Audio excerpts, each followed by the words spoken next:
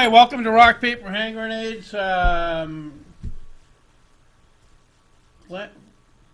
Glenn Ouellette has basically taken over my program. I think. Have I?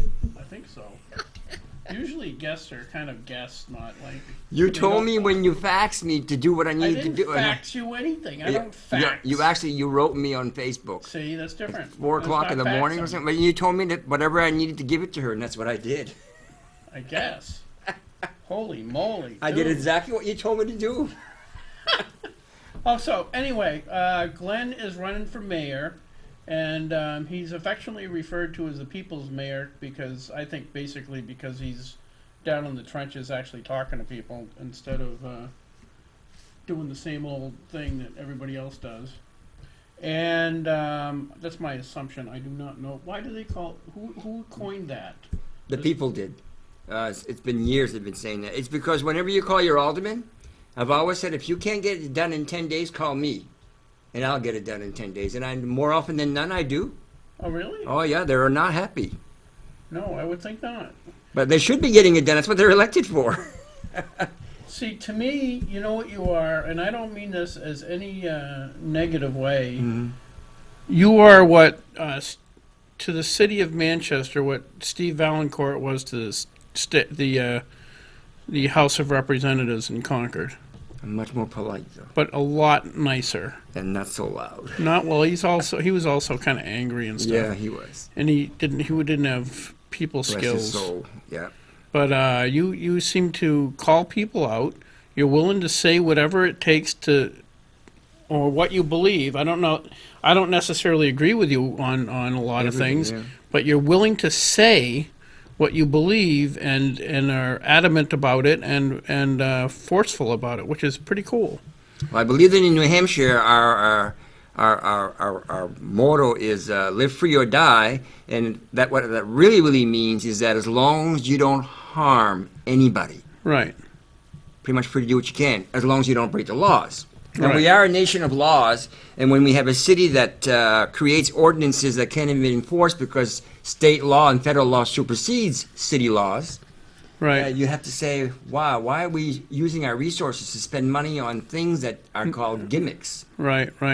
So when we start arresting human beings because we close the public bathrooms, All right. So let's go back to the root of the problem.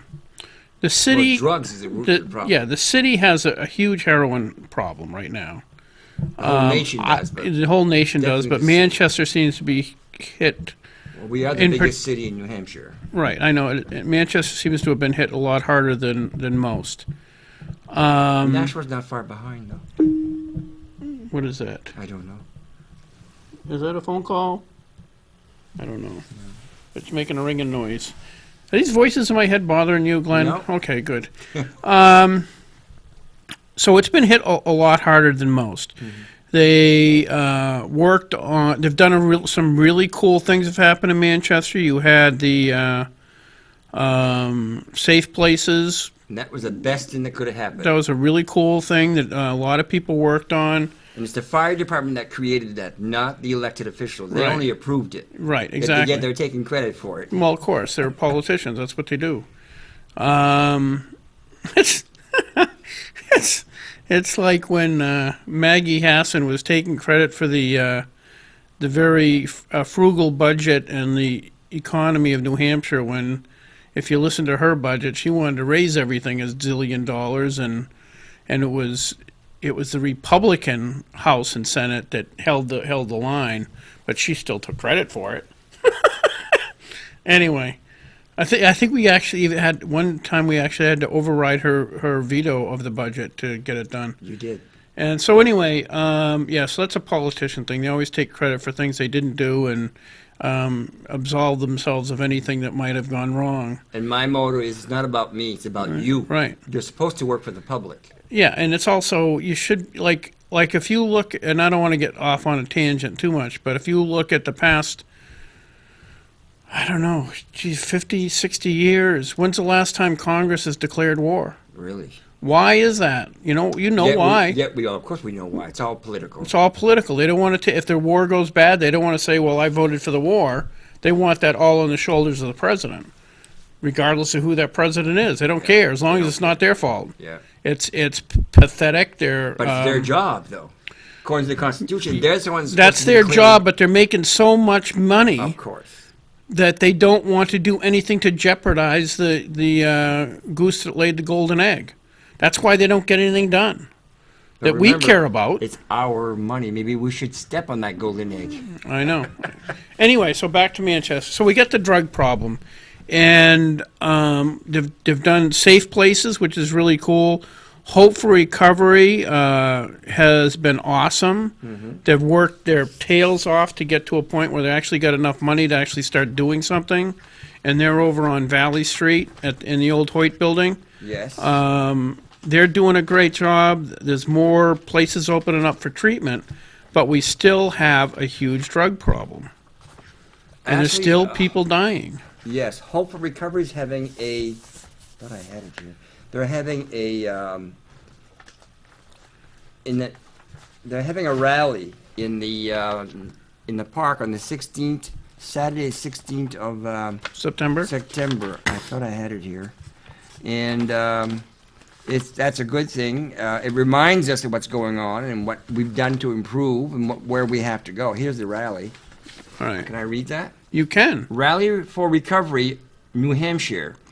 It's with great excitement and pride that we invite you on our 4th annual Rally for Recovery. Saturday, September 16th, 11 a.m. to 4 p.m. at Veterans Park. Join people to recovery, family members, friends, and advocates of recovery, along with our partners in government, as well as celebrate the commitment we all share in this moment. The rally will feature speakers, including public officials and individuals sharing their personal stories of recovery. The only sad part about it is the public officials, it's an election year. You can imagine what's going to go on. Yeah, I know. Bring the family and rally on. Volunteers can register here. Go to Rally for Recovery New Hampshire, NH.org, volunteer. Sponsor information. If you want to sponsor, you can do the same thing.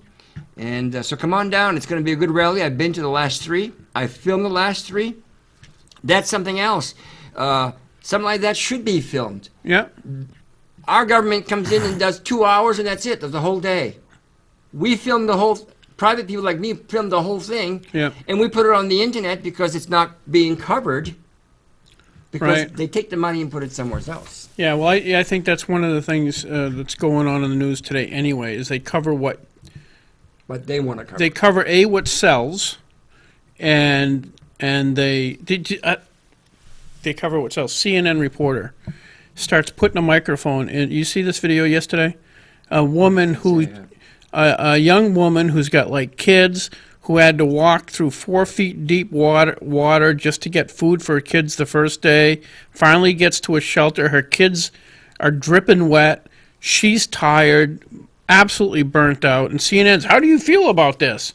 And How do they think she feels? And obviously the woman from CNN has probably a sandwich waiting for her in the back and a nice cup of hot coffee, and she's well dressed, and she's sticking this, and the woman just read her the riot act. Good. It was awesome. It was actually a beautiful thing to see, because that's what they're trying to do. They're trying to get people to watch their show, so they'll show you the worst of the worst. And in this case, this woman fought back and said, "No, you're." And that's what's happened. I mean, you look at the coverage of racism. Okay, the coverage of racism. There were only 8,000 members of the Ku Klux Klan in the entire country. There used to be 4 million, most of them Democrats. Now there's only 8,000 members of the Nazi Party. I don't know, maybe a couple hundred. Okay, they're very, very small group of people nationwide, but they're getting tons and tons of coverage to feed the race war which they seem to be trying to create, and B, because it makes good TV. It's horrible. But anyway. Well, one of the things we need to do to solve the problem is I'm proud to admit that I'm in recovery 26 and a half years now, and it does work, but you have to want it. And I'm an alcoholic. So I've been in recovery for 26 and a half years. And it does work, but you have to ask yourself, and we're going to play a disc later that actually tells it. It tells you the story. Why do we have so much problems in drugs and why we're losing the war on drugs? We spent $1 trillion so far. It's because you need to solve the problems, the little problems that are causing the drug addiction, like homelessness, hunger, jobs. I'm talking good jobs, domestic violence, prostitution, mental health. We're not dealing with those issues. And so you put people against the wall, and what do they go? They want to feel good, so they go to the drugs. It's a sad story. Yeah, it's part of it. It's a big part of it. In this city right now, we are arresting homeless people for being human. We in this city pay off to your property taxes to keep the public bathrooms at Veterans Park open. Yep. It doesn't only serve the homeless, it serves the people who take the buses all day, who are in there for hours at a time on the bus. There's a welcome center there. So people, if you're visiting from Baltimore and you travel all day, you can go in there and get information, but if you want to go to the bathroom, their answer will be, by order of the Board of Mayor and Aldermen, we've closed our bathrooms. Yet on your tax bill, if you go to their budget, they're still charging you to clean those bathrooms. They're not open every day anymore. Right. So when you arrest someone who has no money and they spend 24 hours in the county jail, you know what that tells me right away? It's a red flag. My taxes in the county is going to go up because someone's got to maintain that prison. And if they have more people in there, they need more people. Right. So how does that help the homeless to uplift themselves, and how does it help our city to solve our problem? Because the drug problem in the park is just as bad as it was 3 years ago. It didn't solve it. Right. It hasn't solved anything. No. What I would do is I would put, you can't put cameras in the bathroom, but I would put cameras in the hallway and in the entrance and exit. And when you see the same people coming in 10, 20 times, you know there's a problem. You deal with it. But you don't take away people's rights for that facility that you're paying for so that the criminals can win. Right, right. Because that's what we do all the time. We have an issue with a particular few people doing things, and then we write laws. I mean, I've seen that every place I've gone, in corporations and everything. Same thing. There'll be one person abusing something, and instead of dealing with that human being and addressing that specifically, they pass a rule, or they lay down the law. You can't do this, this, and this, and this anymore because Joe Schmo was abusing it, 2 weeks ago, last Monday, I went to 8 very high trafficked intersections in the city. Yep. To see who these people are that are peddling in the middle of the islands that is not good for their safety, and it's not good for the car. If the car stops at a green light and you're behind it and you see a green light, you're going to get hit. Found out that out of over a dozen people that I spoke to, one person was homeless. One person had the galls to tell me that he goes there twice a week, 2 days a week, and he makes $500 per day. So he says, I'm averaging $4,000 a month, and I never had to pay taxes. He's not homeless. Yet they're blaming the homeless. How about going after the real criminals? Right. Now, this person knows what he's doing. He's not dumb. Yep. You and I have to pay taxes. He doesn't have to pay taxes. It's all free money, and you're giving it to him because he thinks you're telling them that I'm hungry, and he's not. They're well dressed. They're wearing $80 sneakers, and you have to say, what's going on here? Yeah, yeah. So they put these signs up, and the reason why they can't enforce it, when you go to a referendum, you have to go to the Attorney General's office to make sure that it musters state law.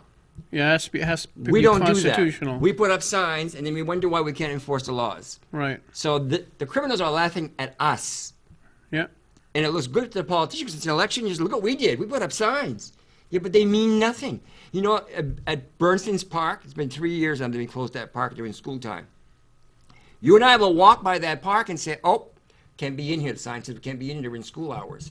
As soon as school is done, you walk that park, and I bet you, I know for a fact, every day you'll find needles in there. And you know why? Because the criminal will go in there and say, there's no cops in the park. I'm going to do my drugs.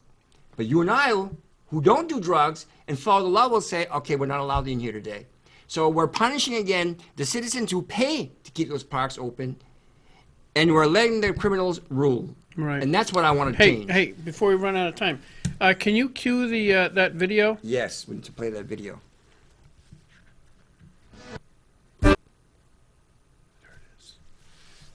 city as the city that once was. But we can celebrate that up a little history bit in without here? selling ourselves short. Thank In you. the present and future vision of Manchester moving forward.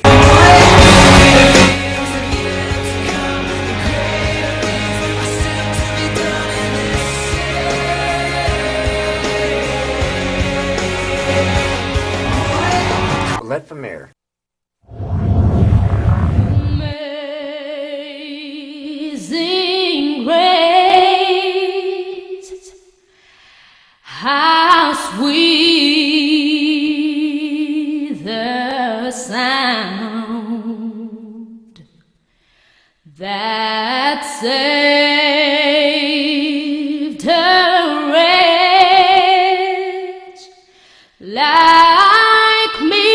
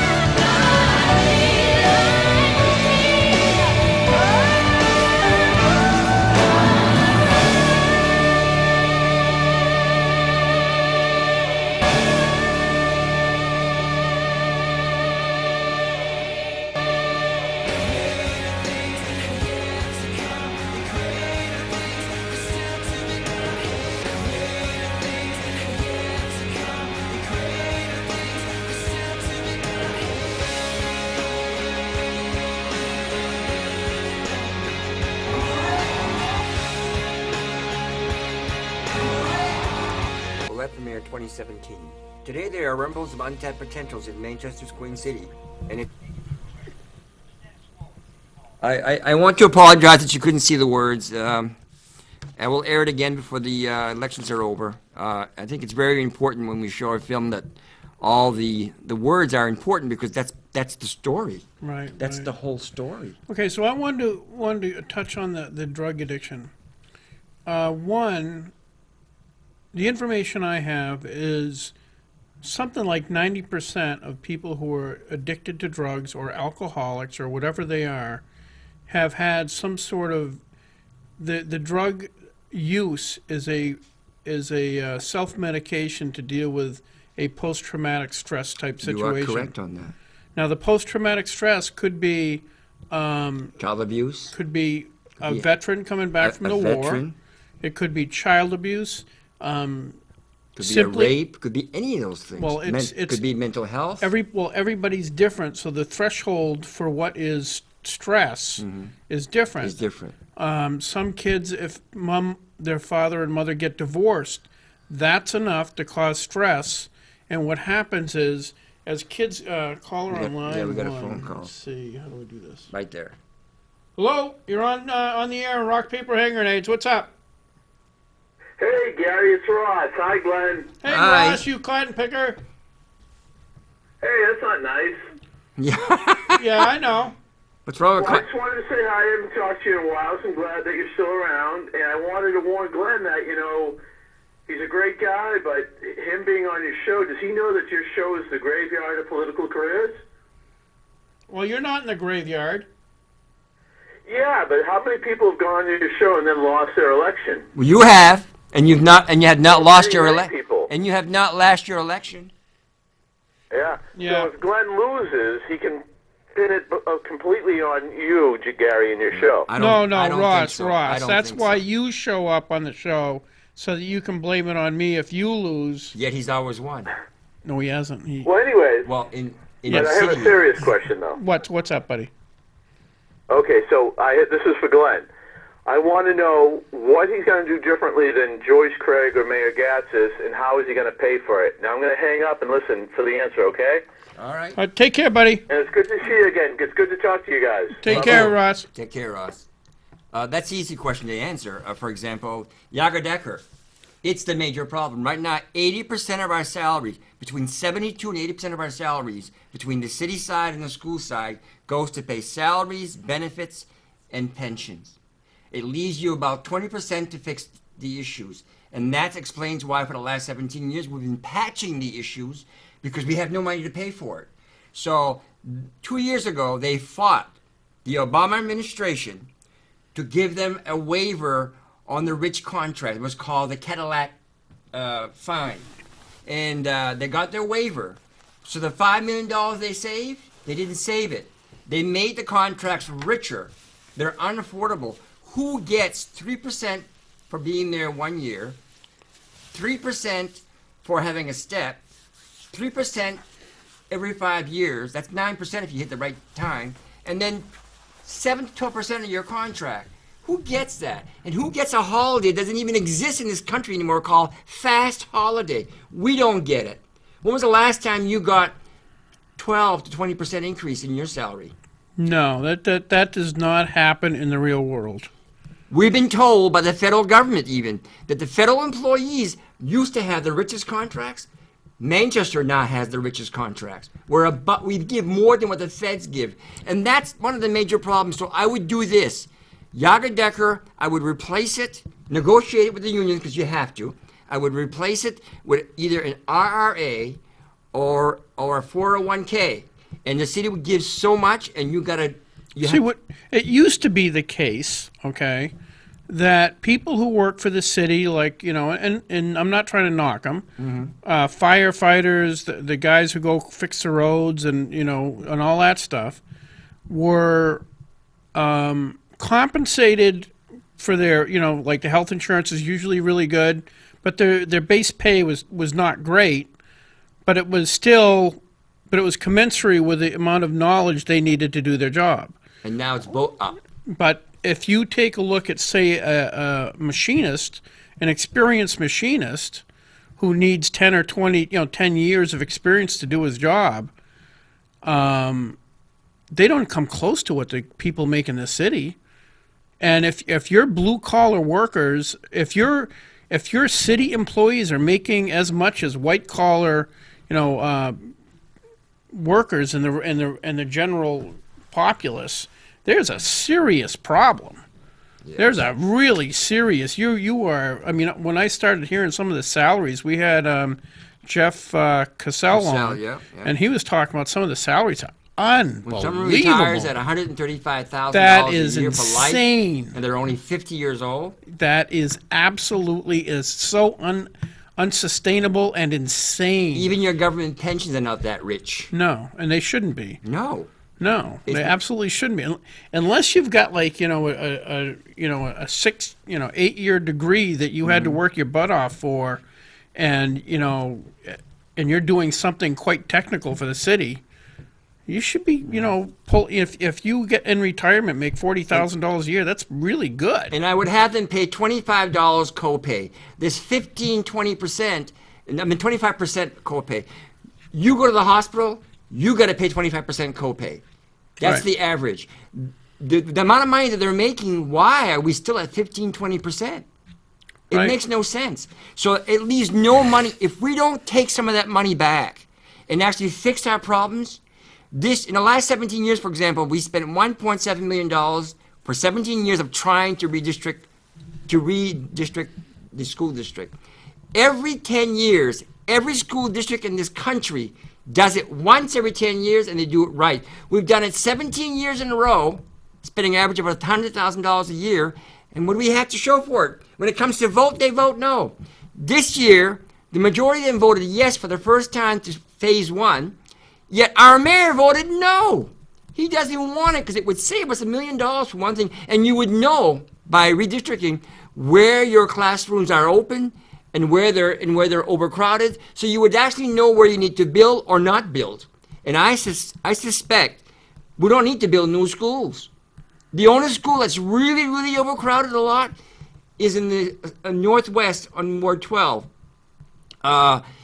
It's licensed by the fire department to handle 550 kids.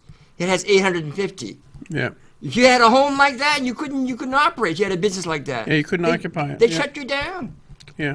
Anyway, I want to before we run out of time, I want to talk more about the opioid crisis, and because there's something I'm trying to get to. So, So you have people. If we get back to my point, that the people who are on opiates are people that are trying to compensate for some stress in their life, and the only relief they end up getting from is drugs. And first they start out with drinking or pot or something else, and then eventually they try OxyContin, and eventually they find out needle is a lot cheaper. To me, and I know this is radical, but I don't understand why we're not doing unreasonably effective job at interrogating drug dealers. We should easily, I mean, if you talk to anybody that was in Vietnam who had to interrogate the North Vietnamese or anything else, they found out information, Well, I really think as hard as we are on crime, we're soft on crime. We're wicked soft. Yes. The big dealers are getting away with it. When the big dealers come to Manchester with their truckload of drugs, and they give it to all these people that, you sell it for me, who's doing the selling? The ones that want to keep their drug addiction going because they can't afford it. And you know what? It makes the vicious circle even more vicious. We need to go after the deep pockets, so to speak. Go after the real drug dealers and say, you know what? When you're caught, that's it. You're going straight to jail and you're not getting out. Ever.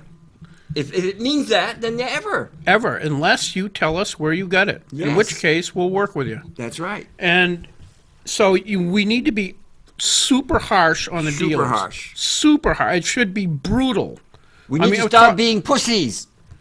I don't think you can say that. Yeah, you can say that here. You shouldn't. It means we're weak. I'm not saying it in a derivative way. Anyway. So now here's another alternative. I had to as you know, I'm in the recovery community too. And I was working with somebody, so I had to go to Valley Street. He keeps losing his battle. And when I had to go to Valley Street to pick up some stuff that his belongings, or they get rid of them. So I went there to pick those up. I'm sitting in the room. It takes quite unreasonably long. But anyway, so I pick it up. In the time I'm there, there's a woman in there who's picking up stuff for her son, and a guy who's picking up stuff from his daughter. The guy who is picking up the stuff from his daughter has given up, and the mother is pretty much given up on the son. And the reason is, and I don't think most people that aren't in the recovery community understand, is that once somebody sticks a needle in their arm, all right, if you had a friend, picture this, you got a friend, says, Glenn, I can fly. He says, oh, really? Yes, I'm going to go up to the top of this building and I'm going to jump off and I guarantee you I can fly. What would you do? I'd say no. Hang on to me. You're not flying. You would call the cops. Yes. Say, no, you're out of your mind, and you would do something to prevent them from jumping. Until because obviously they have lost control of their faculties, all right? When you stick a needle in your arm, it is exactly similar to that guy jumping off the roof. And you have a kid behind you in the car, and all of a sudden you conk out, you black out, and, you know, they're not thinking. Now, what bothers me is that when I was a child... So let me finish I'm trying to get to something here. Go ahead. Okay, so a person who's received Narcan or sticking needles in their arm, they know that the perfect high is right at that precipice before you die. You only get it once. Right. They try to get right up to that edge, okay? If they're doing that, they are not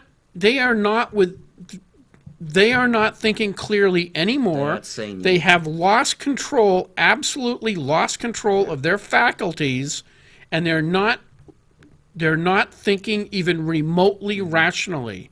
They are not in control. At that point in time, the heroin is dictating what they do or don't do. That's why they break into cars. That's right. So anyway, what I wanted to talk about is Senate Bill 220, which is was held over for the summer to talk about in the Senate.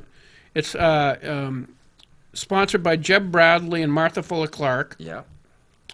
And what that is trying to do, if I understand it correctly, is say that if somebody is on heroin, that they're basically insane, and those parents that were coming in there because they've lost hope of what to do with their kid, could actually commit them. That's right. To the state hospital because and to me, it's not a bad idea. That's what I was getting at. When you and I were kids, if you could hurt yourself or hurt somebody else, no matter if you were an adult or a child, if you were detrimental to yourself or others in society, they could put you in an institution to help you. Well, this is no different, yet we're not doing it. No. So I'm glad you're going to try to pass that law. Well, I don't know if they will, because it's really, really expensive. There's downsides. Nothing is cheap to changing society. I know. But it's like the alternative is the drug court. Okay? The drug court is actually having some pretty decent success. It is. It is. But why should somebody have to commit a felony to get help? You know, you got kids that, you know, they might be on heroin and they might be doing all kinds of stupid things and they might be brought back 10 times with Narcan, but they're not breaking into places. They're not busting people's windows and taking their stuff out of their car, right? They can't get help. A couple of years ago, because mom and dad can't do anything. That's right. A couple of years ago, someone was really addicted to crack cocaine, so you have to kind of get off where you can get to the help. So we called. They told us 3 weeks. A week later, he's okay. We called again every day like we're supposed to, and we're told that once we tell him to come in, if it's no longer in the system, he can't come in. What's the problem? He's addicted. So he has to take more drugs to get it in his system so that he can come into the system. Yeah. It stinks. Yeah, it's all messed up, and the idea of these 30-day programs, all they do is get somebody healthy enough so they can go out and do drugs again. There's a lot of them don't have follow-up. Some of them do. The good ones do. But you got to have a follow-up. You have to go to a program. You got to stick with it. And you know what? To me, I've always said, if you're recovering for your family or a loved one, ain't gonna work. You have to do it for yourself. That is true. But the real key, okay, is because I've known people in recovery who came in because their wife said, get help or get out. That was the ultimatum. And they came in because they didn't want to get kicked out of the house. And it took a while, but after a while, they got it. And the reason they get it, the people that actually get it, are the ones who do it. And follow the program. They do what they're told. The problem with most drug addicts and alcoholics and you know, is that they're so arrogant. They believe they can do it themselves. Yeah, recovery is not a fast fix. No. It doesn't happen overnight. No. You may get addicted overnight, but you can't get out of it overnight. No. And they believe that they can do it themselves. Yes. Because they're usually really bright people, and they're so arrogant, they're not willing to listen, so they're not actually willing to do what it takes to get sober or straight or whatever. They're willing to do what they think is correct, and what they think is correct is how they ended up with a needle in their arm to begin with.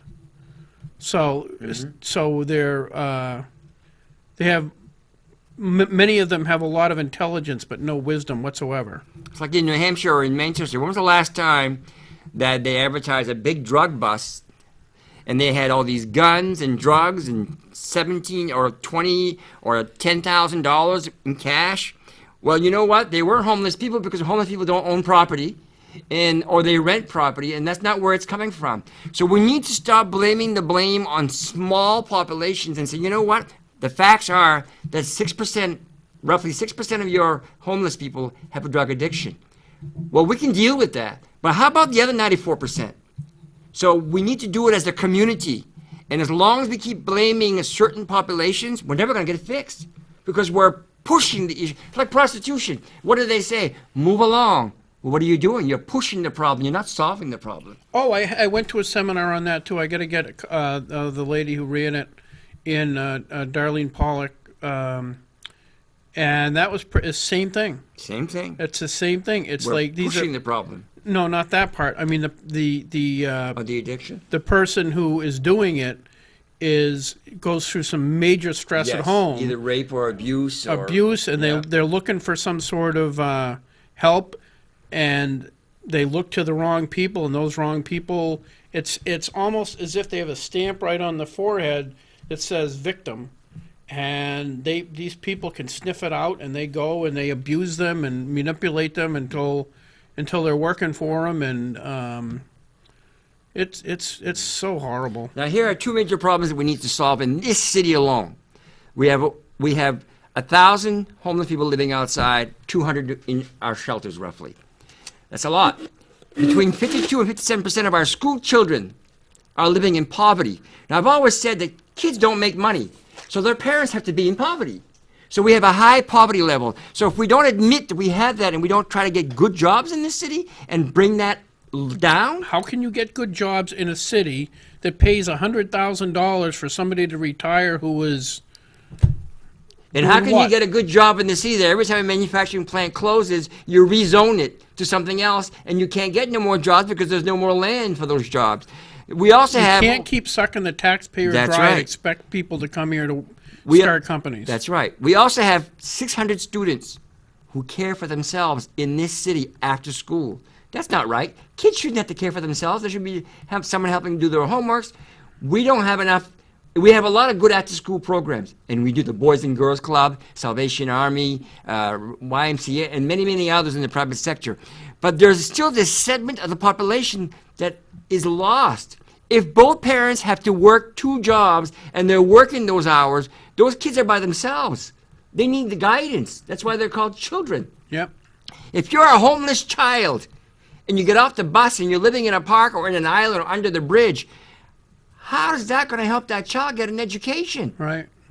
It's wrong, and the community at least should deal with that first. Because a child, I can understand an adult, a child shouldn't have to deal with that. Yeah. It's wrong. We're a better society than that.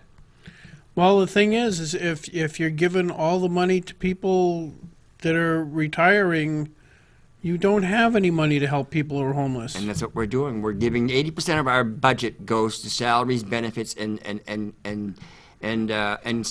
pensions, and it's wrong. We're never gonna, and we bond everything now. If you keep bonding, all you're doing is you're selling your part of that city, so much of it, that when it comes time for your kids to grow up and run the city, they'll say, we're still paying the bill you gave us 10 years ago. Right. We'll never catch up. So what I want to do is slow down those rich contracts. Right now, they're voting on contracts. The budget's already passed, only 2 months. And they've already expended of the emergency fund, 33% of it's already gone. We're only 2 months into the bat. So they're accepting, they're voting in favor of contracts that it's not in the budget. So no wonder they're closing some of your services, because they got to find the money. It's wrong. Yep. And then over 50% of our employees don't even live in our city. Is that basically kind of what happened to Detroit? Yes. They basically... I often say we're going to go back faster than they do because we're a smaller community. Right. Because Detroit was one of the most bustling cities in the country. It was a great city to live in. Then they started losing their big manufacturing plants. Well, they also started getting all kinds of pensions. Yeah, The people are getting this much money. The rich got the politicians paid off people, and eventually there's no money left to. In other words, they have to suck industry dry. When government pay gets for all- greedy, the people lose. Yeah, exactly. And we're losing here because of that. Yeah. When you spend, in the last 17 years, the city bonded between $85 and $100 million to patch our roads. 17 years later, what do we have to show for it? We're still patching. Yeah. It's wrong. What I would do as a mayor is every year I would take one major problem in the school system and one in the city. And I would say fund them completely so that next year you can't come back and say we haven't solved the problem. Solve that problem and let's move on to 2 more. Yeah. You have to start somewheres. Yep. And all you do is bond, and next year we need another $100,000. What happened last year? We never got enough money to finish it. Well, if you keep pulling money out of there, it doesn't help either. Yeah. So I know how government works. I've been in government before. Yeah. I know exactly how it works. So we have our time. You get 2 minutes. We got about 2 minutes. Then we're gonna play Then they're going to play the video for our exit. So, how do you feel about waterboarding drug dealers? No. Why? Stooping to the people that are hurting other people is not going to do it. You don't have to waterboard them. There are other ways you can get them to talk. Trust me. I think we're better. Waterboarding's We're really better. a good We're better idea. than that. Have you ever been waterboarded? I haven't, but would you like to try it? No. Find out how it feels. No, I'm not dealing drugs. I want to end with this because we're going to play this. This smoking thing. I'm not a smoker. Oh, what smoking thing? I don't even know. We have an ordinance in this city that there are 5 parks out of all the 30, 40, 50 parks that we have, you can't smoke in. They're all downtown. And I hope they're arresting people for it. Well, they can't because you can't enforce it. Because smoking cigarettes, regular cigarettes, is not illegal. Well, they should have like a SWAT team being paid hundreds of thousands of dollars a year just to go after the drug addicts, yes. The drug dealers. No, smokers. Well, cigarettes. Then you'd have to create a state law and a federal law for that. But what they did is they didn't just say that it's illegal for you to smoke regular cigarettes in the park.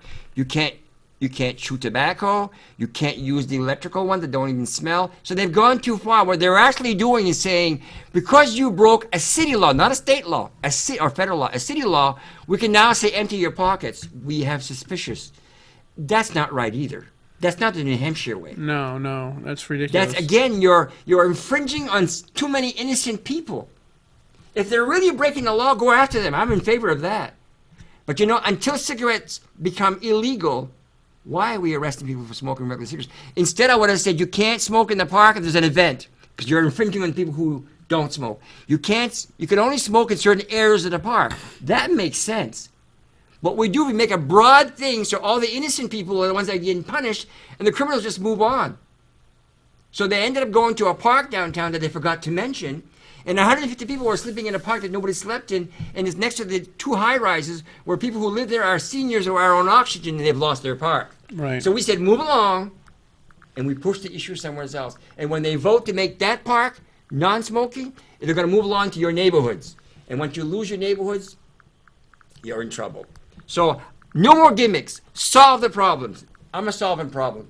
I solve problems. That's what I do. You can't solve it all at once, but you got to start. So I start off with one program in the schools and one in the city every year, and you're done for the next 20 years as long as you maintain that program. So no waterboarding. No waterboarding. Jeez. Sorry. We're better than that. No, You don't have to that's stoop to that. it's not stupid. The next thing you want to do is pull somebody's nails off. I hadn't thought of that, but that's a good idea too. It's All fine. right. We'll see you. Thank you very much. We'll see you guys next week. Thanks for having me. The right candidate. Ouellette for Mayor 2017. The People's Mayor.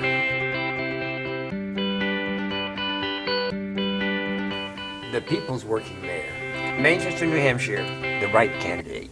Ouellette for Mayor 2017. The right candidate. Ouellette for Mayor 2017. The People's Mayor 2017. The right candidate. Ouellette for Mayor 2017. Let's move in this city of Manchester forward 2017. We cannot solve our problems with the same thinking we used when we created them. Albert Einstein. A choice for new generation leadership. We've got some serious challenges facing Manchester's Queen City in the next 2 years, but if there's one thing I know, we always overcome what we tackle together. I know you care about getting the Queen City back on the right track to its full potential once again. So let's build a growing, thriving Manchester.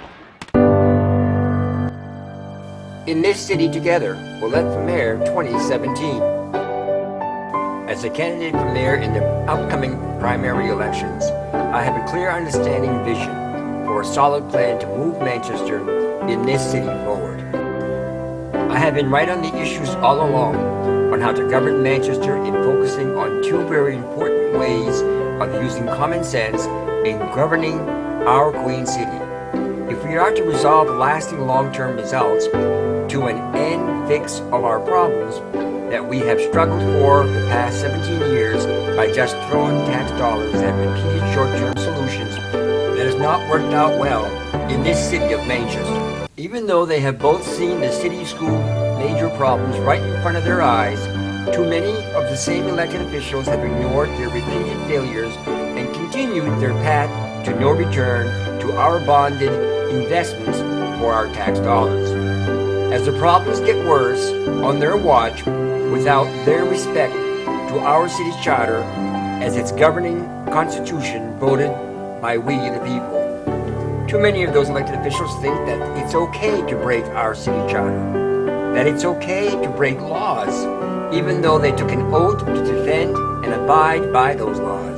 I have always believed in long-term solutions when possible, done right the first time around, so that our city school major problems get resolved to a solid fix, not a repeated patching mistake since 2000, not having to revisit the same old problems that have brought us to where we are today, constantly in a crisis, week after week, month after month, and year after year of the same wasted tax dollars that have little to no lasting end results to show for it. There was no difference then, with Mayor Gatsis as mayor and Joyce Craig as being alderman for 6 years of the mayor's 8-year term. No changes if they win again in 2017. In the last 17 years, while we spent $85 to $100 million in taxes just patching our roads and streets, Nothing has changed in the Automatic Board because too often we keep electing the very people who are the problem of running our city government on this continued wrong path that has led us to this mess that they refuse to change for the betterment of Manchester. Are our streets better off today with all this patching than they were yesterday or 10 years ago or more? It will be the same old, if not worse, under the leadership of the same established mayoral candidates as in Ted Gatzis and Joyce Craig. 1.7 million wasted on 17 years of the same failed school redistricting plan that both voted no and repeated their failed mistakes every year while in office. The citizens in this city of Manchester, of our beloved Queen City, deserves better from its elected officials as we vote in this city. Primary elections come Tuesday, September the 19th. Just more wasted tax dollars thrown at problems without seeing any final results. We cannot solve our city school problems with the same thinking we used when we created them in the first place. It's time for change. This is your time to vote for that change in your next mayor, Ouellette 2017. I am the right candidate in the primary elections come Tuesday, September the 19th. I ask for your votes on election day to move the Queen City of Manchester forward to meet its full potential without leaving anyone behind. The right candidate. Ouellette for Mayor 2017. I will work for you, the people of Manchester, with you in mind, not against you. Never underestimate me. Prove them wrong and I will prove them right. But you must take the challenge and come out to vote for your future as a city of one. I am Glenn Ouellette, the People's Mayor of 2017. Thank you very much. Let's move in this city of Manchester forward 2017. We cannot solve our problems with the same thinking we used when we created them. Albert Einstein. A choice for new generation leadership. The People's Working Mayor. Manchester, New Hampshire, the right candidate. Ouellette for Mayor 2017. The right candidate. Ouellette for Mayor 2017. The People's Mayor 2017. The right candidate. Ouellette for Mayor 2017.